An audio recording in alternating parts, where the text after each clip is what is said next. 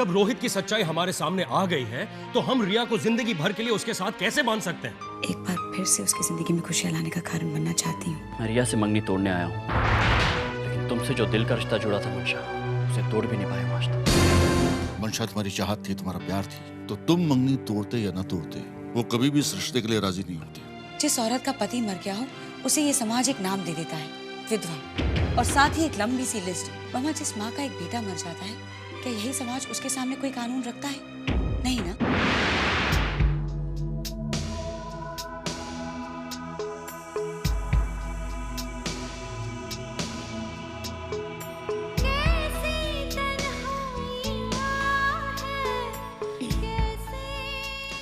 बता, कौन सी साड़ी पसंद है? बता ना, कौन सी साड़ी पसंद है? देख मंशा, तुझे अपनी नई जिंदगी की शुरुआत रंगों के साथ करनी होगी। तेरी ये जो सफेद साड़ी है ना, उन खूबसूरत प्यारी यादों को दुख में बदल देती है। उन यादों को जिसे तूने, हम सब ने संजो के रखा है। अगर तू विनय भैया की उन खूबसूरत यादों को खुशी का एहसास बनाकर जिंदा रखना चाहती है, तो तुझे रंगों को फिर से अपनी जिंदगी में लाना होगा। बोल, कौन सी साड़ी पसंद है?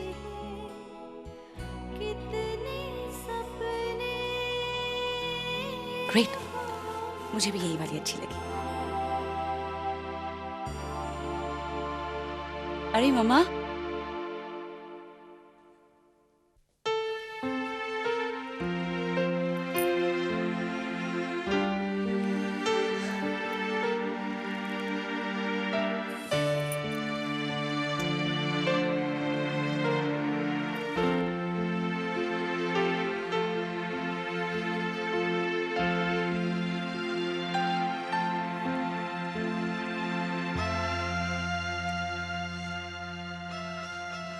बड़ी समझदारी से तूने अपनी बात मुझे समझा दी, और मेरी नासमझी ने तेरे सारे सपने तोड़ दिए। तेरे रोहित के साथ मंगनी टूट गई सिर्फ मेरी वजह से। लेकिन रिया, मैंने ये सब कुछ तेरी भलाई के लिए किया था। तुझे जो दुख पहुंचा है उसके लिए मुझे माफ। मैं जानती हूँ तू जो कुछ भी करेगी मेरी भलाई के लिए करेगी। और मंशा, ये तो किस्मत है, जो होना था सो हो गया। You don't have to be sorry, okay? Silly.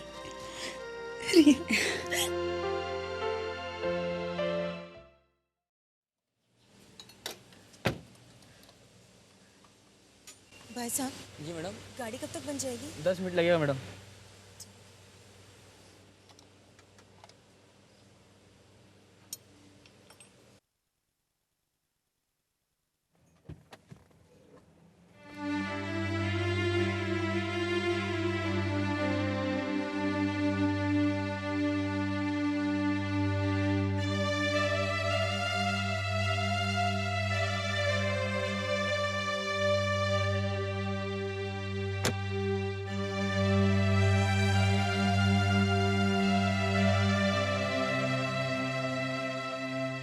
मंशा, गाड़ी खराब हो गई। मंशा, मंशा, मैं तुमसे बात कर रहा हूँ, प्लीज। मुझसे इतने रूखेपन से क्यों पेश आती तुम? मैं तुम्हारा दुश्मन नहीं हूँ मंशा, और जिंदगी में जो कुछ भी होता है उसकी कोई ना कोई वजह होती है। तो मैंने कोई वजह नहीं मांगी रोहित तुमसे। तुम मुझे क्यों तंग कर रहे हो? मंशा प्लीज, मंशा। रोहित, आई एम सॉरी मंशा, लेकिन मेरी बात सुनने की कोशिश करो प्लीज एक बार। मैं जब तुमसे बात कर रहा हूँ तुम हमेशा भाग जाती हो। भाई साहब, तू रस्ते को श्री बारूद को छिड़े लेना यार। भाई साहब, मैं इन्हें जानता हूँ, प्लीज आप जाइए। प्लीज ये क्या है? तुम यार दिन दाड़े श्री बारूद को रस्ते के ऊपर छिड़ लेना यार। आप प्लीज अपनी चाय पीजिए, मैं इनको जानता हूँ, मैं इनसे बात कर रहा हूँ, पर्सनल बात है कोई हमारी। भाई, एक हाथ टूटेला है, दूसरा भी तोड़वाने का तेरे को। देखिए आप तमीज से बात कीजिए। चल रे, तमीज तेरे घर पे जाके दिखाना, इधर कुछ बोलना नहीं। भाई साहब प्लीज, मैं आपसे ठीक से बात कर रहा हूँ, मैं इनसे बात कर रहा हूँ, मैं इनको जानता हूँ, प्लीज रिलैक्स। क्या प्लीज क्या करेला यार? भाई साहब मैं इनको जानता हूँ, ये हमारा पर्सनल मामला है। अरे पर्सनल मामला है तो घर पे जाके निपटाओ ना। भाई साहब प्लीज आप तमीज से बात कीजिए। क्या तमीज से क्या बात?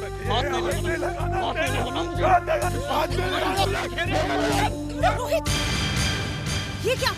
जब साहब ने कहा कि पर्सनल मामला है। पर्सनल मामला है तो घर पे जाके निपटाओ, इधर आने की जरूरत नहीं, समझा क्या? चलो यार छोड़ो यार, एक तो लोगों को मदद करो, ऊपर से बातें भी सुनो।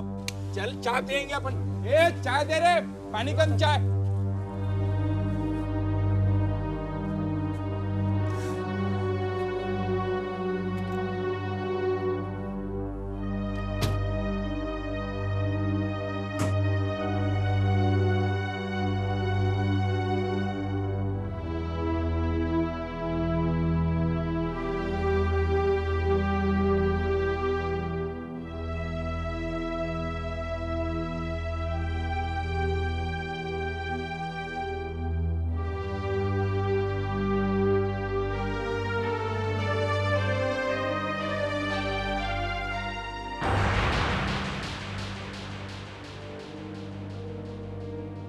तुम यहाँ क्या कर रहे हो? शर्मिंदा हूं पर ईमानदार। आपका काम हो जाएगा और करना ही है मुझे। खैर, अब इससे कोई खास फायदा भी नहीं, लेकिन उसे तो हर हाल में मरना होगा।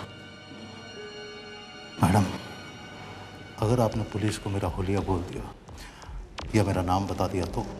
तुम फिक्र मत करो, तानिया हर काम सोच समझ कर करती है। पुलिस ने पूछा मुझसे कि मैंने किसे सुपारी दी। मैंने कहा छोटे कद का है, मोटा है, उसके बाल लंबे हैं। मैं भी नहीं चाहती कि वो तुम तक पहुंचे, क्योंकि तुम्हें अभी तो। आप बिल्कुल फिक्र मत कीजिए मैडम, रघु अपना कोई भी काम अधूरा नहीं छोड़ता। लेकिन इस बार ध्यान रखना, गलती से भी गलती नहीं होनी चाहिए, वरना बहुत बुरा होगा।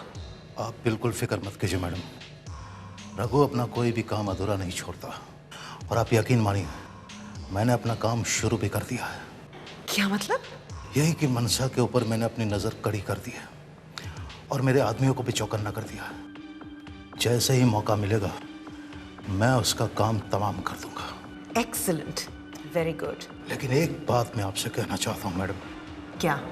यही कि आपने बहुत बड़ी गलती कर दी अपने आप को पुलिस के हवाले करके। लेकिन आइंदा ऐसी बचकानी हरकत आप कभी नहीं करोगे। तुम फिक्र मत करो, मैं ऐसा कोई काम नहीं करूंगी। लेकिन मुझे हर हाल में मनशा की मौत चाहिए। आपका काम हो जाएगा मैडम। चला चला निकलो अभी। चलता हूँ। सलाम साहब। ठीक है ठीक है।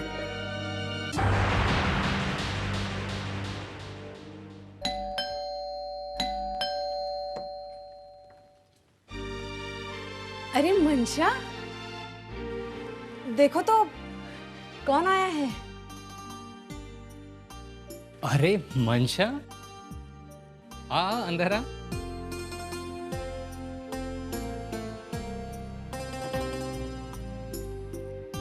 भाभी, विनय मुझे हमेशा डांटा करते थे। कहते थे कि तू अकेली चली जाती अपने भैया भाभी को मिलने, मुझे कभी साथ नहीं ले जाती।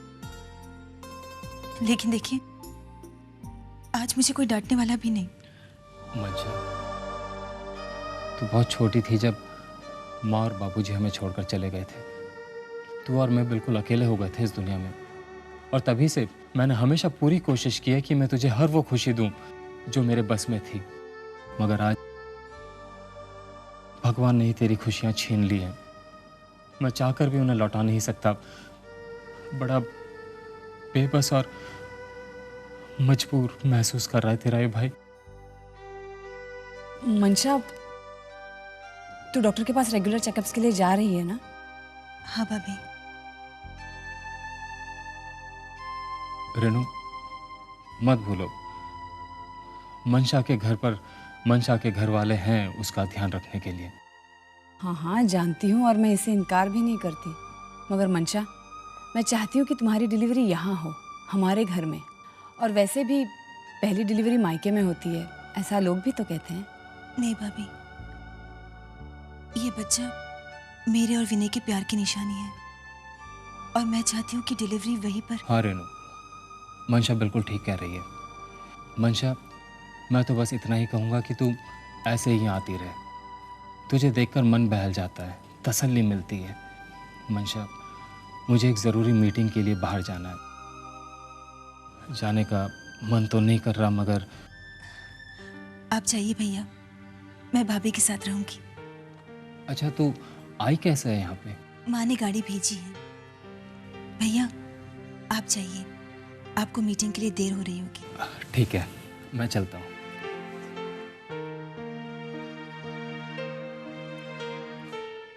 तू बैठ, मैं तेरे लिए जूस लाती हूँ। नहीं भाभी, आप बैठिए ना, आपसे बातें करूंगी और फिर चली जाऊंगी। अरे ये क्या, अभी अभी तो आई है और चली जाएगी? भाभी कहीं भी जाओ, एक पल के लिए भी मन नहीं लगता। चाहती हूँ कि खुश रहो, क्योंकि मेरी उदासी, मेरे दुख को देखकर घर में इस दुख को कोई भी नहीं भुला पा रहा है। मैं समझ सकती हूँ, लेकिन तुम्हारी आगे की जिंदगी के लिए फिर से तुम्हें आम जिंदगी की तरह सोचना ही पड़ेगा, क्योंकि आखिरकार तुम्हारी जिंदगी तुम्हारी अपनी है।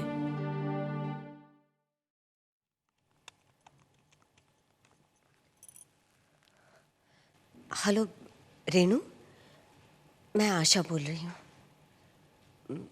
वहाँ मंशा है क्या? चली गई वो वहाँ से? नहीं, यहाँ भी बस आती ही होगी, रास्ते में किसी दुकान पर रुक गई होगी। ओके।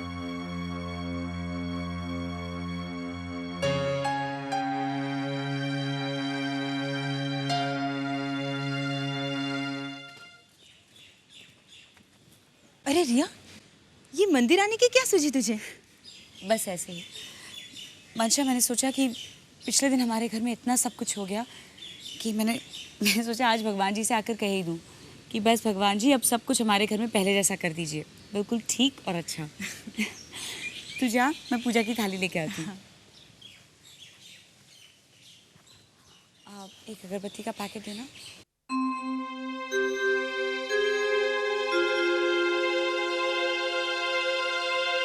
एक नारियल और तुलसी भी है भैया। कितना हुआ? प्रिया, अच्छा वहाँ चलो।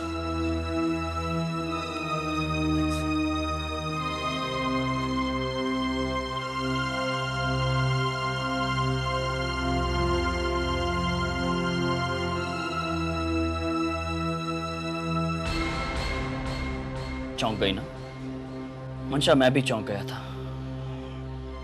जब मैंने तुम्हें दोबारा देखा तुम्हारे घर में। लेकिन क्या करे, किस्मत का यही कहना था कि मैं फिर से तुम्हारे सामने आकर खड़ा हो जाऊं।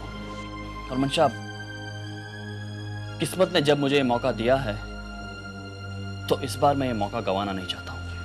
आज मैं तुम्हें साफ साफ बता देना चाहता हूं कि जिस गुनाह के लिए तुम मुझसे नाराज हो उसकी वजह क्या है। मंशा, मैं उस दिन सगाई पर नहीं आ पाया था क्योंकि उस दिन मैं विनय से प्यार करती हूँ, उसी को चाहती हूँ,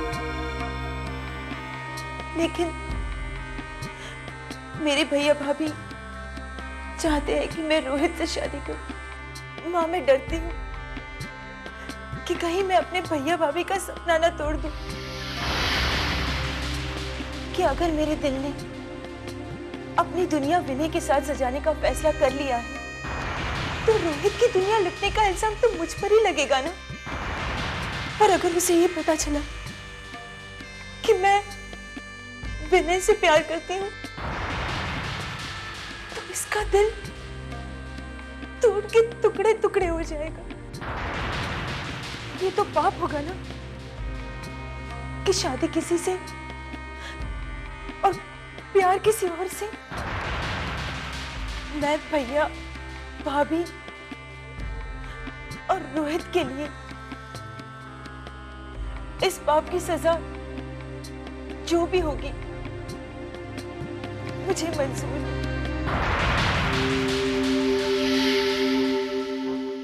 मैं जानता था मंशा,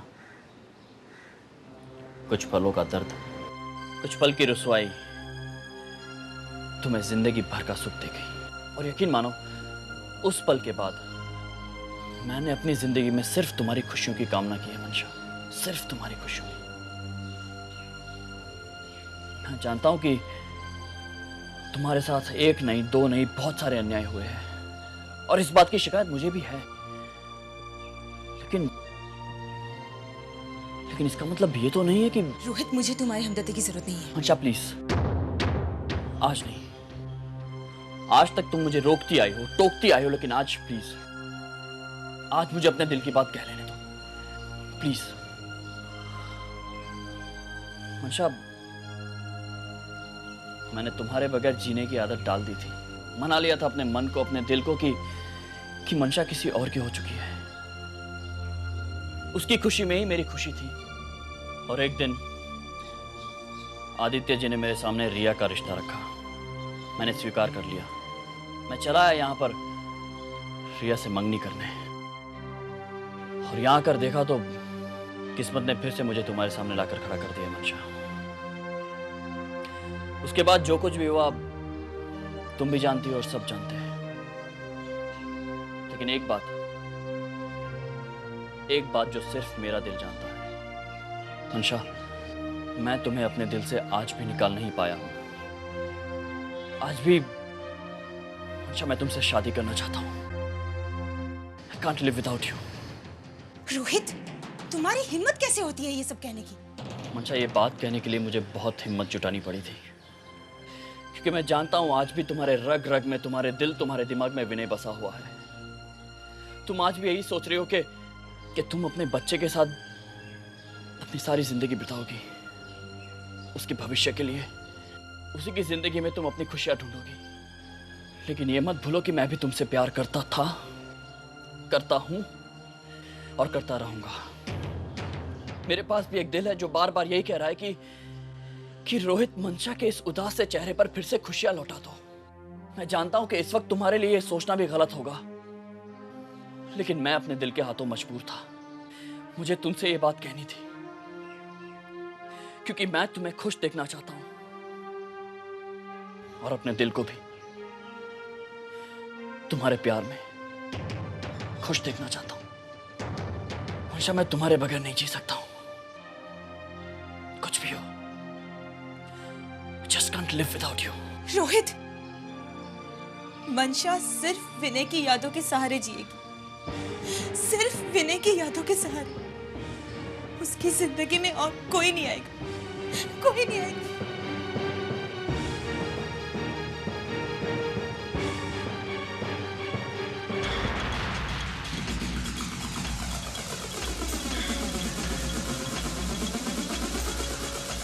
पूरा पूरा खत्म करो। शाबाश। मंशा, चलो तुम आराम कर लो। मंशा, रिया तुमको मंदिर ले गई थी? जी माँ। उसको बहुत फिक्र रहती ना तुम्हारी, इसलिए अपने साथ ले गई।